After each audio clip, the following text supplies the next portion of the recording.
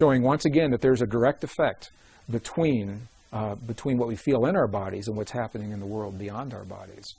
And it's a beautiful, beautiful, very poignant example of how each of us has an opportunity to participate, not to control and manipulate, but rather participate in the events of our world, the events of our lives, our families, our communities, and our bodies through the field that links all in creation.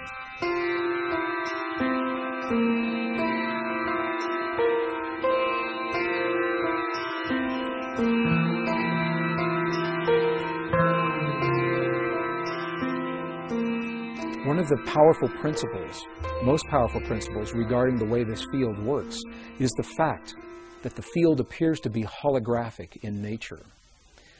The definition of a hologram is that it's a pattern. No matter how finely divided the pattern is, the whole remains, even in the smallest portion.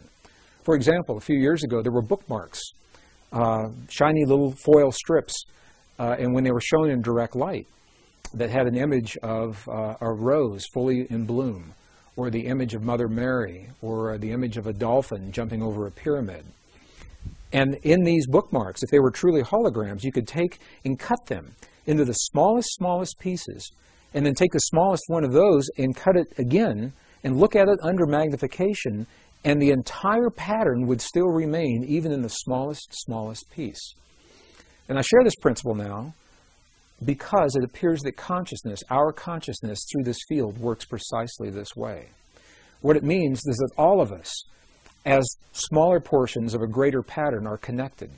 And the seemingly little things that we do in our lives, day in and day out, the way we respond to one another at the family dinner table during our conversations, the way that we feel about the 6 o'clock news, the way that we respond to a driver that cuts us off on the freeway just before we get to our exit, in those seemingly insignificant moments of life, we are actually having a conversation with this field, the quantum hologram, the mind of God, individually.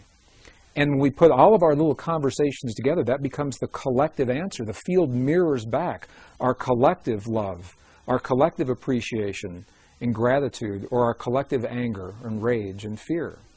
So as we watch the events in our lives and our world unfold, and we ask ourselves, why are these things happening? And how can these things happen the way we see them? We might want to keep these principles in mind and ask yourself, do you believe, do you see these principles that I've just described? Do you see them playing out in the world around you? And if so, if the principle works in one direction, it works in the other direction. As we begin to feel the feelings of the things that we choose to experience in our lives and our world, by definition, the hologram must mirror those things back to us. I hear from so many people that when we offer our prayers from within our bodies, that they need to be sent to the place that we choose for them to be. If we want prayers in the Middle East, that we have to send that energy there. Or if we want prayers of healing for our loved ones, that we somehow have to transmit from our bodies to where our loved ones actually are. Well, I know that these principles are well-intentioned. What the hologram says to us is that we don't have to send anything anywhere. It says that when we feel a feeling in our bodies, it already exists everywhere because we are part of that whole.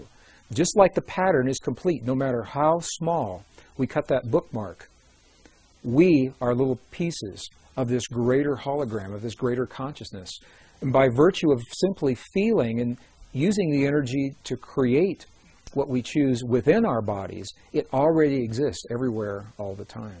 Maybe you've had this experience. Have you ever gone to pick up the phone to call someone that you have an affinity for and found that they were already on the other end of the line? My mom and I have this experience. I try to call her at least once a week from wherever I am. It's not unusual for me to pick up the phone and find that she's either already there or her line's busy because she's calling me in that very moment. So when that happens, what is it that's occurring? How does the information get from where I am to where she is so that we're having that simultaneous connection? And I know almost everyone has had this experience before. And the quantum hologram, perhaps, the holographic principle, this is the answer to this question. It's because when we feel something in one place, to some degree that feeling is already existing in every other place.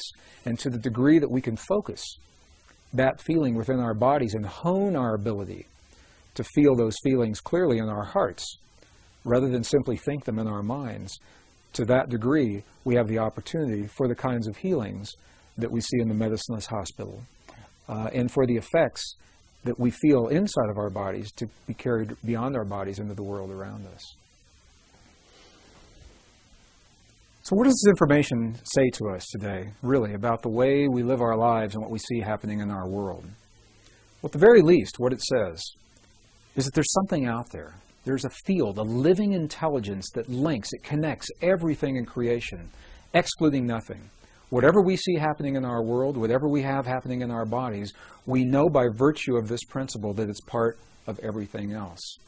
We know that we are linked to the field through what we call thought, feeling, and emotion. And specifically, the feelings in our hearts are the language that speak to the field. It's the language that the field recognizes. The field may not recognize the mental processes of language when we say, "Dear God, please let there be peace in our world." However, the field definitely recognizes the language of the feeling when we feel the feeling in our hearts as if that peace is already there. These are the principles, some of the most subtle and the most empowering principles that were left to us by the ancients in the language of their time. Today, 400 years after the birth of Western science, we're only now beginning to understand precisely the same principles. So while we may not fully understand everything there is to know about this field, where it comes from, or why it's there, we do know enough to apply in our lives the principles that we've seen work under laboratory conditions that the ancients left for us as well.